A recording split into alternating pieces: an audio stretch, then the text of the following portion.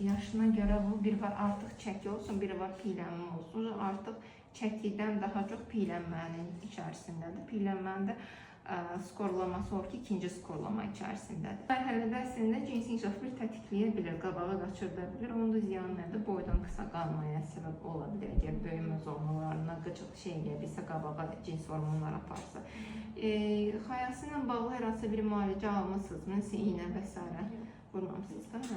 Çünki bəzən ola bilər ki, tez uroloq demişdi ki, balacaydı, bir də nəsə bir şey vurur.